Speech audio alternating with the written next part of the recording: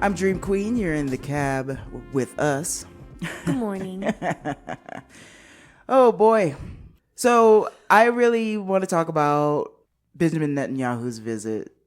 Continuing tour of Yeah. the U.S. Yeah. Is he gone yet? Is he still here? I do not know. Yeah. So we watched the congressional address that he made on Wednesday. Mm-hmm. And I'm telling folks here, because we talked about this a little bit on your show yesterday, Hatch Attack Hours. The Hatch Attack Hours, similar format, some nice grooves in the beginning there, and we move into some political conversation. Excuse me. 10 to 12 on that was Friday. Not a swear word. That was a sigh. Just for everybody listening, it was a sigh that started. It sounded like it was a SH, but I did not.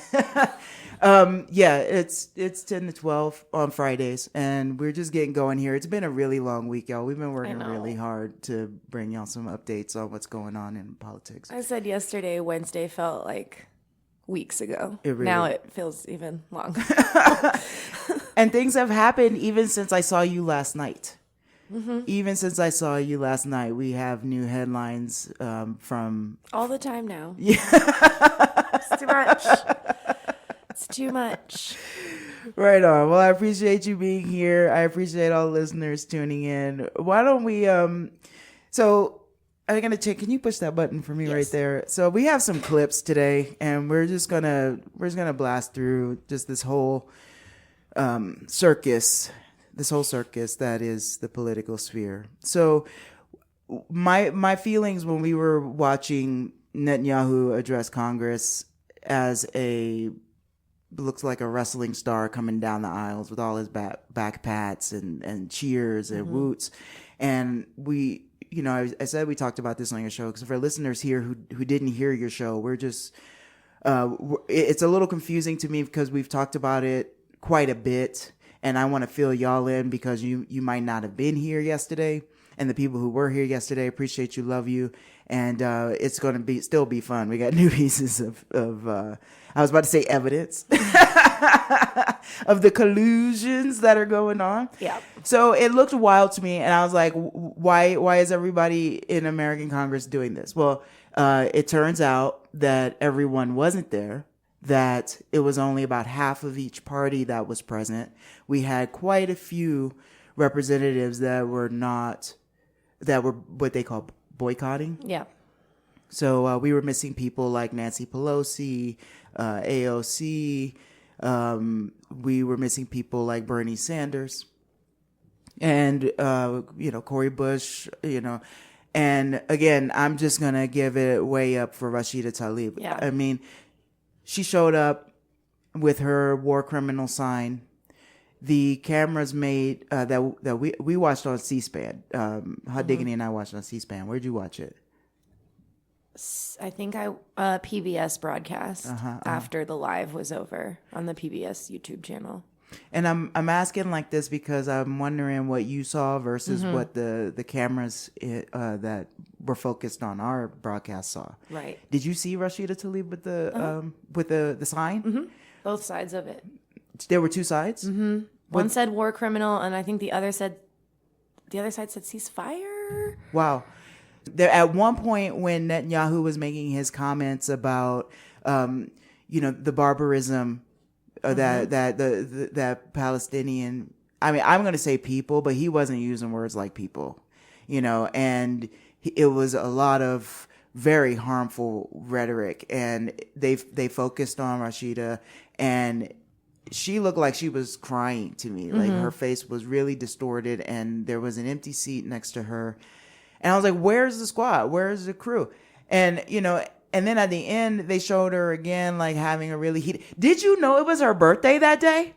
Matter of fact, I sent you the link on Instagram. It was her birthday? It was her birthday. That's why I sent you the chart. So that's another wild thing. Like she's the only Palestinian person in Congress, or right? And she's sitting there by herself with these signs on her birthday facing down the war criminal that's genociding her people, that the country that she's living in and representing people as civil servant in are all around her clapping and cheering the war criminal, the genocider.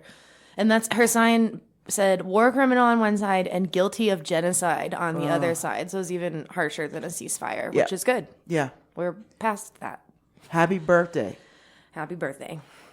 And so in that chart, I'm going to look at it with you. The astrologer who was talking about it was saying that she's got a stellium in Leo. And it's often that Leos, it's not that they are trying to be seen, it's just they can't not. Right. And, when you're doing things like this, putting yourself in front to be a voice for people who are being slaughtered. And other people. She was literally in the lion's den. She was a lion in the den. Oh, wow, man. Wow. All right. Well, I was like, where'd all the other people at? And so yesterday we talked on your show. We played the clip from Bernie Sanders addressing the Senate floor on Tuesday. And I had taken a lot of clips from that. And as I was listening to them again this morning, I picked up a couple of little things that I thought he couldn't have known the day before. And I'm going to play the first one, which is where Sanders opens his remarks on the Senate floor by saying how disgraceful this whole event is. Madam President, tomorrow, Wednesday, will be a unique moment in congressional history. Throughout the many years of our country, leaders from dozens of countries with all kinds of political backgrounds and persuasions have been invited to address a joint session of Congress. To the best of my knowledge, however, tomorrow will be unique in bringing Prime Minister Netanyahu to address a joint meeting of Congress. It will be the first time in American history that a war criminal has been given that honor. Frankly, this invitation to Netanyahu is a disgrace and something that we will look back on with regret. With this invitation, it will be impossible, with a straight face, for the United States to lecture any country on earth about human rights and human dignity. Madam President, as you well know, along with Hamas leader Yahya Sinwar and several others, Prime Minister Netanyahu has been credibly accused of war crimes by the International Criminal Court, the ICC. That court may soon issue arrest warrants for Sinwar and Netanyahu. Senator Bernie Sanders on the floor on Tuesday prior to Benjamin Netanyahu's visit. He said it. I've said it. I'm not going to say I didn't say it. I've said it before that it's disgraceful. Little Queen Trashmouth brought up a very interesting point.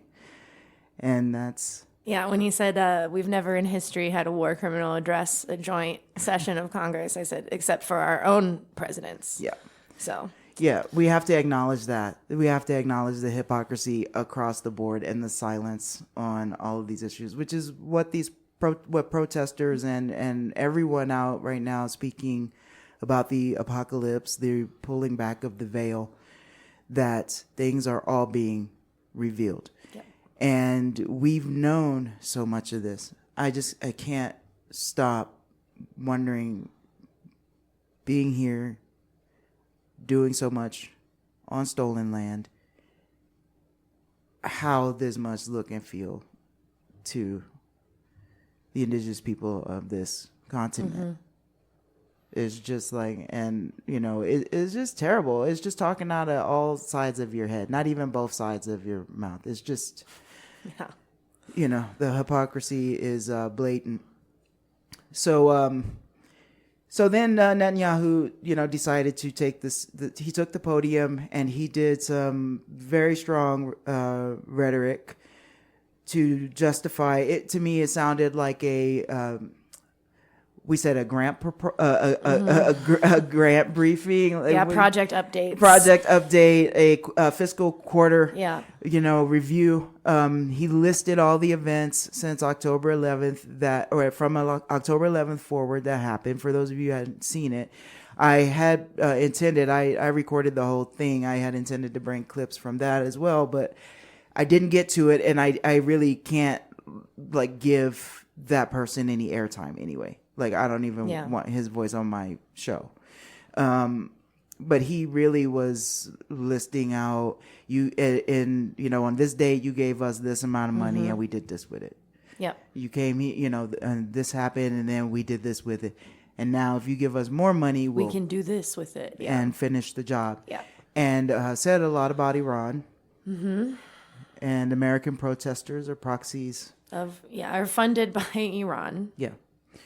And it was very insulting that we needed to de-radicalize all the protesters here. It was just way too much. Here's another bit from Senator Sanders that also echoes or is a premonition for how many of us would feel the next day. But Madam President, it's not just the displacement of 1.9 million people. It's not just the mass destruction of housing. It's not just the obliteration of the infrastructure. It's not just the destruction of the educational system. It's not just the annihilation of the healthcare system in Gaza that we are seeing. It is even worse than that. And I hope that my colleagues who attend Mr. Netanyahu's remarks on Wednesday remember this as they rise time and time again to give him standing ovations. As a result of Israeli restrictions on humanitarian aid, people in Gaza are now starving to death. So remember, when people stand up and applaud, children, women, innocent people in Gaza are now starving to death. According to the best available research, drawing on leading experts from the UN and other aid organizations around the world, some 495,000 Palestinians face starvation. These groups estimate that more than 50,000 children require treatment for acute malnutrition and are at risk of starving to death. At least 30 documented, and I suspect it's a lot higher number than that, have already starved to death. So if you stand up and applaud that guy, remember the starving children. Remember the starving children. It's just... It's good for Bernie. Yeah, right. We did this yesterday because I was about to do the thing where I was like, Bernie is not just this. It's not just that. Right. Because, when all of that was getting started and all of this was happening and people were like, this is happening. And it's like, that's not enough. This is happening. That's not enough. People are being displaced 5, 6, 7 times. That's not enough. And I mean, you literally said it is not just that. And now it's taken these type of numbers and an election year for you to come out and be and I just wonder how much of it is the horror of seeing someone like this addressing our government with such passion and making suggestions as to how we will now run our country here. A lot of suggestions. After that later that afternoon, right? Was it the same day he met with Kamala Harris, or was it on Thursday? I do not remember. Sometime in the last 2 days. Yes, on the 25th, after her meeting with Prime Minister Netanyahu. That was the day after. So then he addressed Congress on the 24th. Right, and then he met Kamala that afternoon. Okay. they had a private meeting. Some say that it was because she had a previous engagement. Well, remember that article I sent y'all, you and Diggity, that on July 18th, there was a headline saying that Harris was going to meet with Netanyahu, and this was before Biden had even dropped out. So it's like if we had, like, anyone who saw that headline could have seen what was then coming Sunday, right? Like that article came out on a Thursday, and then it wasn't until Sunday that Biden officially announced he wasn't running. But like if you were looking at the news headlines of who was agreeing to meet with who, the writing was very much on the wall. Screenshots are forever. Screenshots are forever, baby. Screenshot of that? No, that somebody did, because somebody reposted that when I sent it to you in our. I mean, it's probably buried now because we have. Yeah, so much, but I'll find it. Yeah, no, I mean these are the crumbs. Yeah, these are the breadcrumbs when they're like, you need to tamp down the inflammatory language that. There's a mystical they, and that this is all fake. It's like it's campaign strategists. It's campaign strategy. You wanted to talk about that a little bit because yesterday it came up, like we were talking about Kamala being so silent on everything, all randomly for like the last several months, right? And I said, do you think like they knew that she was going to have to step in for Biden and this was strategic and on purpose? And we were like, well, which they? Right. And then I later was like, oh, well, campaign strategists. Because again, they don't change. Yeah. From candidate to candidate. Like there are people running these campaigns that have been running campaigns since, I don't know, probably like Kennedy, LBJ, like forever, right? Yeah. That are in they're very old. Yeah. They know. Those days know. So many days. Yeah. So many days. Well, she's acting quite presidential, and to me, it's not. I mean, I don't understand how we can have the prime minister of another country come over here and act the way that he was acting, and with your hand out.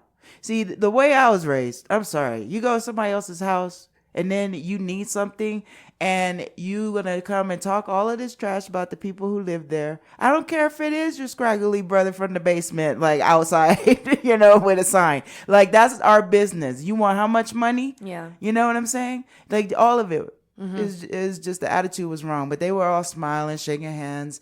The flagpole tips are, like crossed, and everybody is. He was wearing lapel pins. For those of you that didn't see the imagery and maybe haven't picked it out of the later on photos, the American flag and the Israeli flag crisscrossed as he passionately addressed our Congress here for an hour.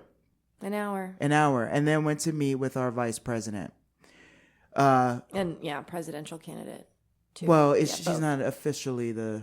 I guess she's nominee not. yet. She's not. She's not. That's right. Yeah.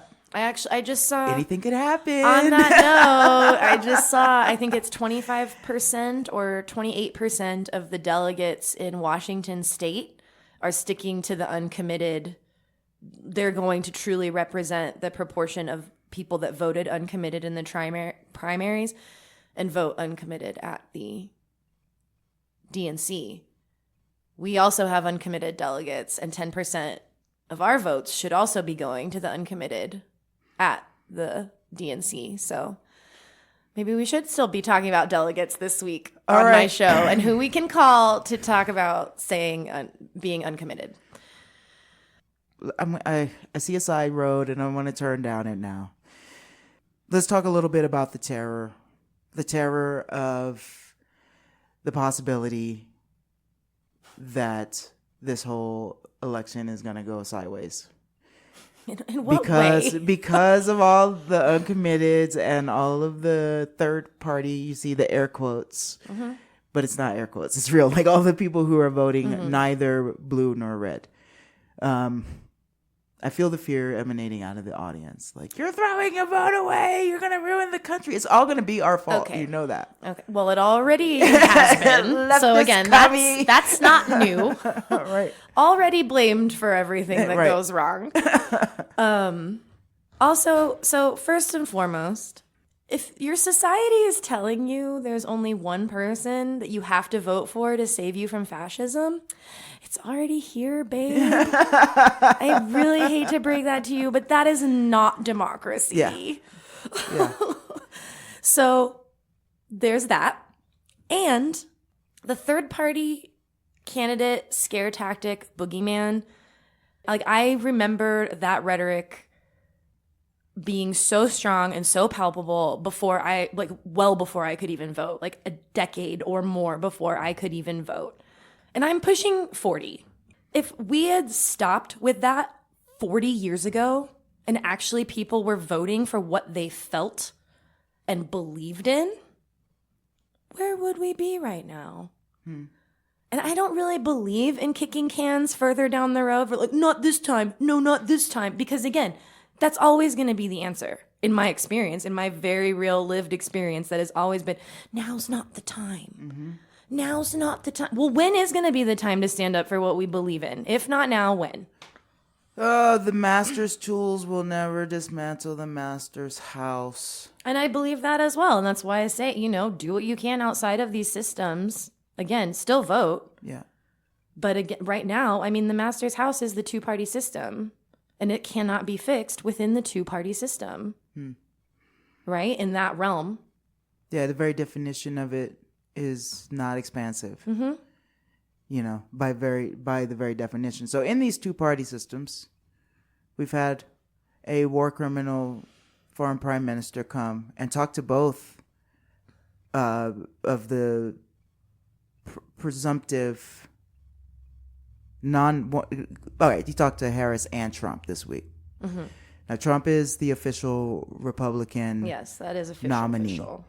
Kamala has been endorsed by several people, including the Obamas and Biden himself. I know.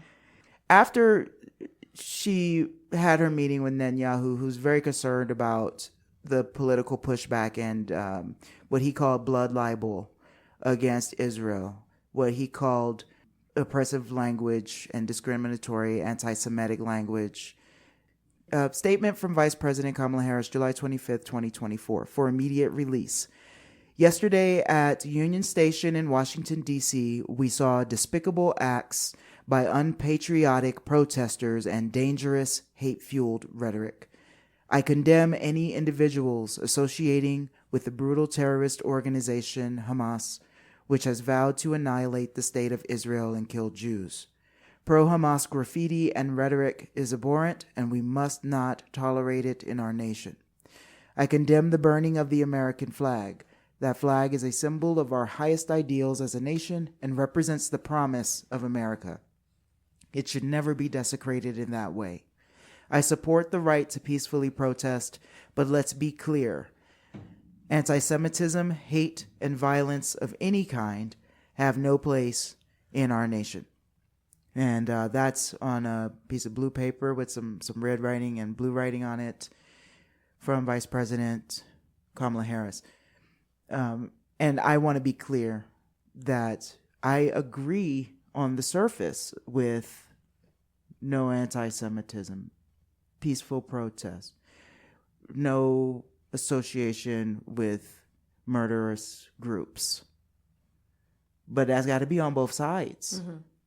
And these redefining of what constitutes anti-Semitism. So we covered that over the past months. You want to talk a little bit about? Well, and just also, too, what is violence? Right. Violence against property is not violence, in my opinion. Anywhere, if it is, it's not on the same level or scale of, again, violence against human beings, which the protesters were outside. They were tear gassed, clubbed, very treated violently. And again, flag burning is protected speech in this country. Yeah. Per the Supreme Court, again, for now. But I'm sure this is the beginning of seeing that get pushed on up. Right. So, well, that's a fun prediction. Yeah, that's what this says to me. The removal of the protest camp at Blinken's house. Has been there for 6 months. Just Yes. got removed yesterday. Due to the They're saying public safety, blocking access. But again, it's been 6 months that this encampment was occupying public space.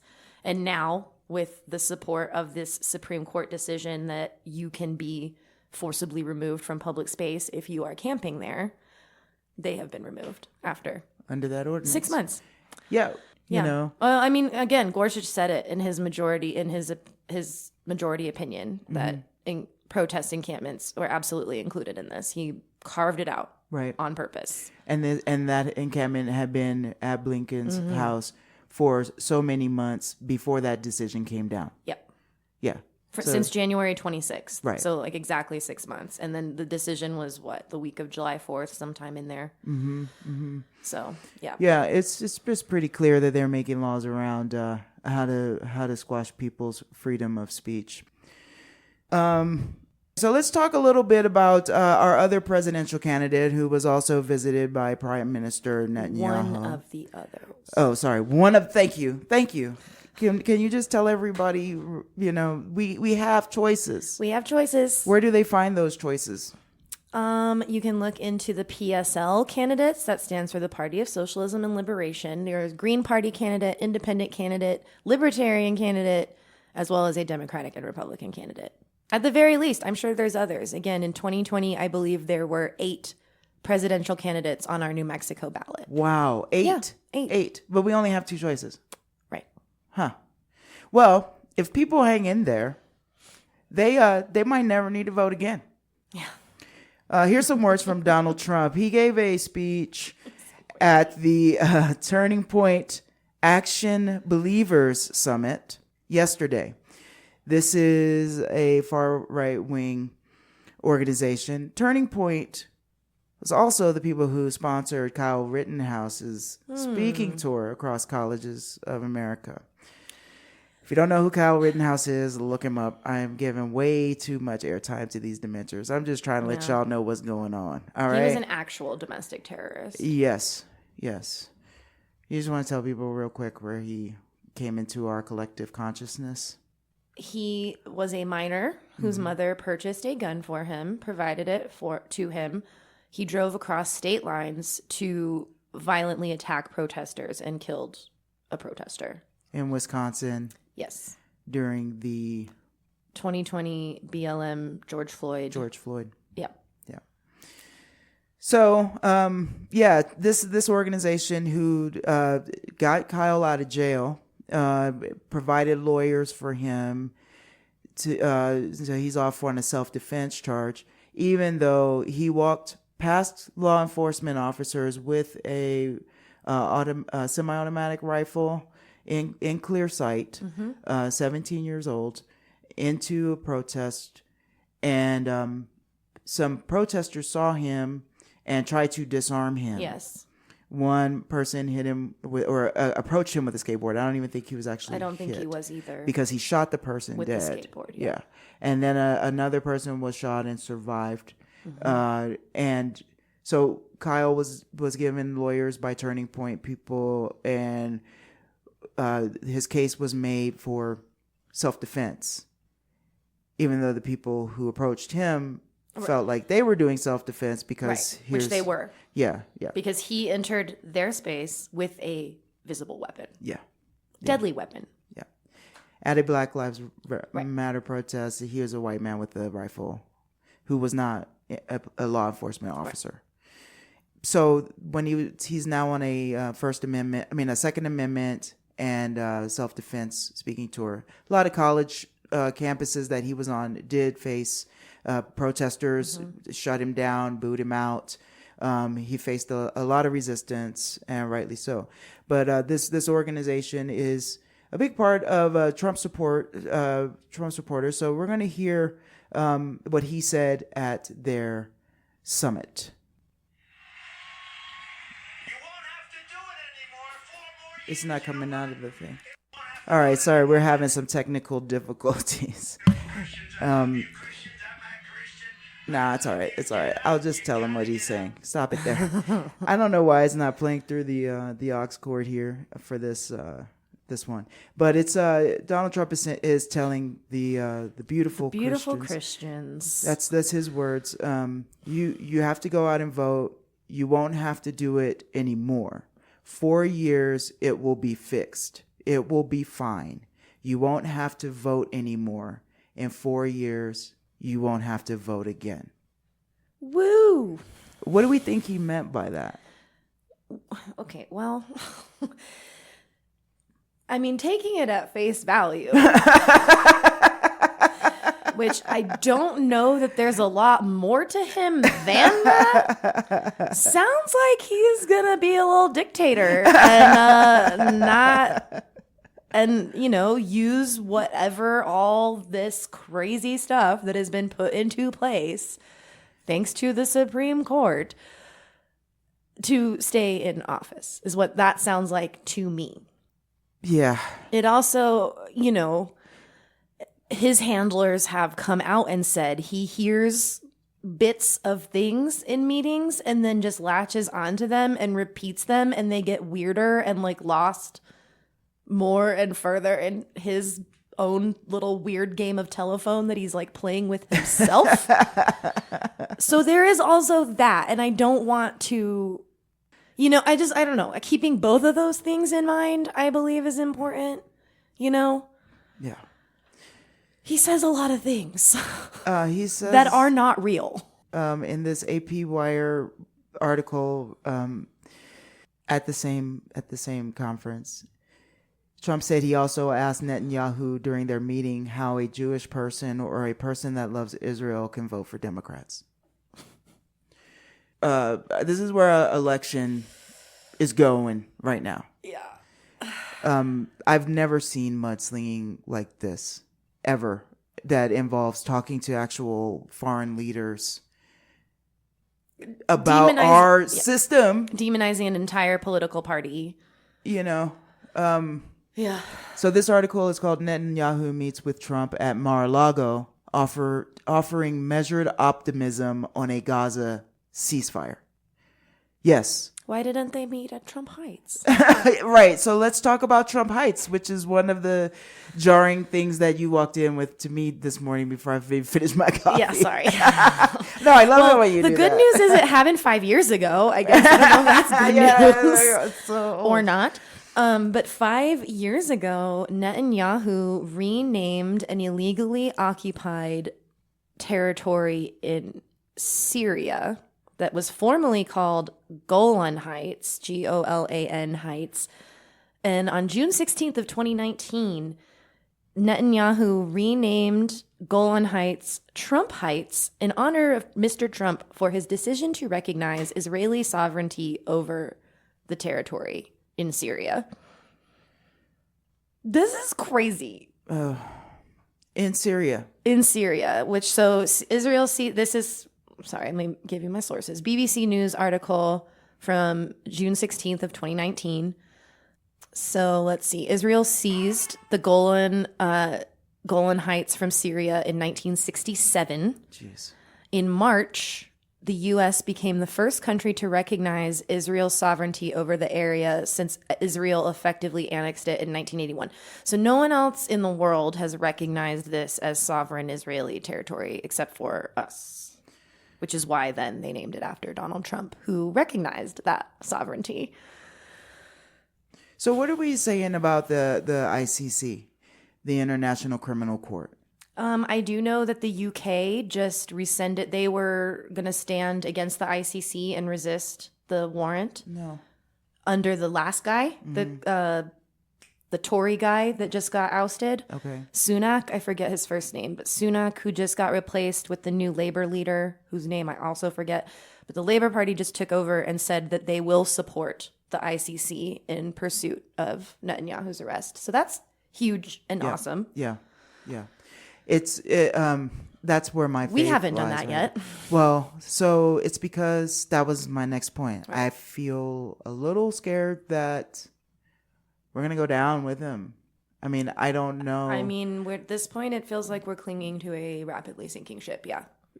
Okay. Another thing that Sanders said, which is what we've been saying, you can't condemn something and then give billions of dollars funding it. No, you can't. And that's what the politicians who are in the spotlight for our election are doing. Yes. I condemn you with my left hand. I'm paying you with my right hand. And the American people don't have a say in it. So many of these things that are getting pushed through our government are not supported by voters. And at first, I also want every listener to remember that like what we're seeing as quote unquote what these Trumpers want and all this is not real. Yeah. That is like 10% of the crazy 10%, right? And so, again, when you have things like, I mean, abortion's the easy one. When you have a federal government that is working towards a nationwide ban, all-out ban, if Project 2025, Agenda 47, all this stuff, when I think it's like something like 67 to 72% of voters do not want that. Yeah. Again, that is not a democracy, my friends. What do voters ever You want might be fascism? living in a fascist government Yes. if. You know, just take a look. Just Yeah. check on yourself. You know, Yeah. and it might seem new, but it's been growing. It's not new. No. That's, maybe the fun part, guys. I don't know. It's not fun, but once you do start really like looking at this and where we are realistically, and then realizing that it's always been this, I don't know. It's equally crushing and comforting in weird ways, Right. We've gotten through it. Right. We will get through it. Right. And a lot Who of people, is, or what is it? Who will survive and what will be left of them? That is a different question. right. That that's where I was going down Yeah, that yeah. morbid hole. I was like, many did not survive. Right, and that's and and we that won't. is real. And Yeah. we won't. And that's the Audre Lorde quote that I Mm-hmm. read 9 years ago, 2 weeks ago here on this show. Maybe I think it was 2 weeks ago. I don't know. But we were not meant to survive. That's in that. So saith the Lord from Michelle and Diego cello track I played the other day, right? They quoted her saying that. She's like, we have to speak. We have to remember that we were never meant to survive. And you just take that to the spiritual bent that I'm on. I just got to get right with God. I get right with whatever's going to happen after this, whatever I'm going to tell myself, should I ever be arrested or really put into torturous situations that a lot of people are living in right now in Palestine, in prisons in the United States. I mean, speaking about John Trudell, let's talk about the campaign to free Leonard Peltier. Mm-hmm. I mean, that man is dying over there in jail right now. He's really he's in jail sick. for over 50 years. Yeah. And it's For like, a crime that is very easy to prove he did not commit. right. Yeah. And, the ways that political prisoners are treated just from, framed up, presented and demonized to the crowd. And you have to be sure in what you believe inside your heart and that your truth is real, even when they're making false claims against you. And Rashida Talib, I mean, you sitting there, tears in your eyes, the only one that day. Everybody else thought it was better to not go than to go and rally. Right, which is something I've seen discussed a lot. Is Mm-hmm. it better, which is better, to boycott or to go and then show how many people did not stand up for him? I think Right. that actually would have been more powerful Right. because they just filled those seats with little weird cronies that who knows where those people even came from. Yeah. Yeah. Besides Elon Musk, we know where he came from. Right. Yeah. Sitting in the back in the balcony behind Prime Minister Netanyahu's wife. Because and he a freed was hostage. Netanyahu's personally invited guest. Yes, we found that out this morning through some footage that got leaked where he's walking down the hallway and a reporter asked him if he was invited to be there, and he said, or they said, "Do you intend on going to this?" And he said, "Yes." And then they were like, "Were you invited?" "I was." Who invited Yeah. you? Netanyahu. Netanyahu. They're all in cahoots. Fun. They're in cahoots. And it Oh, doesn't yeah. matter who Well, because he'll wins. get mush heights in wherever, right? These are, now that I'm seeing that, this is what he's doing. Oh, I'll rename this That's the exact kind of thing that appeals to people like Donald Trump and Elon Musk. Yeah. I wonder if he already has something. Right. All right. Well, real quick, I want to talk about how this has always been, in the hopes that I'm looking to try to get a little more joy out of life. I don't know if it's possible. It's like a daily thought for me. It's like, and I saw Toni Morrison the other day on the social medias, and she said, "This is the time for artists to work." It really is times like these where we're pressed to do the extra hours. And so, folks, this is what this looks like. And sometimes it looks like making some mistakes on the air. Sometimes it looks like being a little tired on the air. But we're working. And radio and media is educational as well as artistic. So real quick, we've got about 5 minutes before I have to do a station announcement. And I'm sure you want to go take a nap. I have class after this. Do you want to talk about your class? Are you able to talk about it on the air a little bit? Yeah, I can talk a little bit about it. I've been doing a class series through the People's Forum, which is in New York City, New York, in Manhattan specifically. And it is a progressive, probably more PSL, People's Socialist, or Party for Socialism and Liberation leaning space for sure. They're calling it like a summer school series on revolutionary work. And so the first week was all theory, read a lot of Marx. Then last week was how revolutions happen. So we talked about the Bolshevik Revolution and the Haitian slave revolt. And then this week has been how imperialist wars end. So today, the title of the class is How Palestine Will Win, is the class today. Ooh. Yeah. Very interested in your notes on that. Yeah. Are we allowed to say that on the air right now? I think so. Pretty sure. It's not supporting Hamas to say Palestine will win. I don't know. I mean, certain words together starting to sound like, I mean, they're just doing this, you know? Yeah. I don't know. Because you can't say from the river to the sea. Do you remember that part of Netanyahu's speech where he's like, they don't even know what river and what sea they're talking about? No idea. It was like, what? Sir. He was off the rails. Yeah. Off the rails. Just real quick, we're not going to go deep into this, and I think we should. We'll probably come back to it over the next couple of weeks.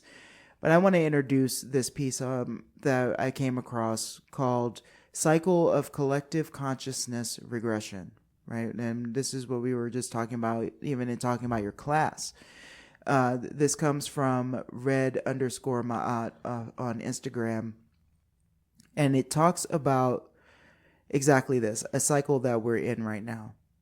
It starts at the top. It's a bunch of 1, 2, 3, 4 octagons, or I don't know, shapes, and they go in a clockwise circle. And starting at the top is systemic pivots. The system adjusts to preserve control. Diverting attention from structural change, burnout, and apathy leads to collective consciousness regression. And I could say that's a 12 o'clock position. Yeah. Societal norms is the next movement. Social norms and structures intensify fragmentation and polarization, prioritized hyper-individualism versus collective consciousness, fostering isolation and disconnection. Yeah, sounds like we're there. Then you have mass awareness. Mass ignorance of societal issues leads to a collective lack of awareness. Impacted communities' outcries are ignored and minimalized. And then you have at the 6 o'clock position, critical crisis point. Societal problems escalate, becoming severe threats and destroying communities. Community leaders and activists build awareness. Okay, I think we're there right now as well. I would say we're building. And the pandemic, I would say, was one of those Yes. as well, where a lot of like healthcare stuff that people had been talking about that no one was paying attention to really came to a breaking point. Right. Yeah. And then you had mass activism, massive, unsustainable mobilization. Issues trend throughout society, often leading to false allyship, co-opting, and whitewashing demands. Yeah. That was all the clapping and banging pots for the healthcare workers instead of paying them more and getting them PPE. Right? Superficial change. Token victories that fail to address core issues, perpetrating the status quo and ignoring primary demands of impacted communities. So that's the blue no matter who. We're not good. We don't even have a new policy or any real idea for change. But look at, she's a black woman, and look at what's different here. And we're just going to have you hurry up and wait and kick the can down the road. Yeah. And then we circle right back to systemic pivots. System adjusts to preserve control, diverting attention from structural change. Burnout and apathy leads to collective consciousness regression. And that's where I came to when I was like, when you get your top cop in there, you're going to have to fight her for your rights now. She's got good cop, bad cop, all in one person. I think Kamala's good at that. Yeah. She's not like all the cop tropes. Yeah. Renegade. Yeah. It's like kind of all of it. Yeah. Stern. What you She's get? kind of Not mom, good. but really, she will shut you down. You know, I don't know what we're hanging on to here. Lil Queen Trash Mouth, thank you for joining me. Thanks for having me. It was truly my pleasure.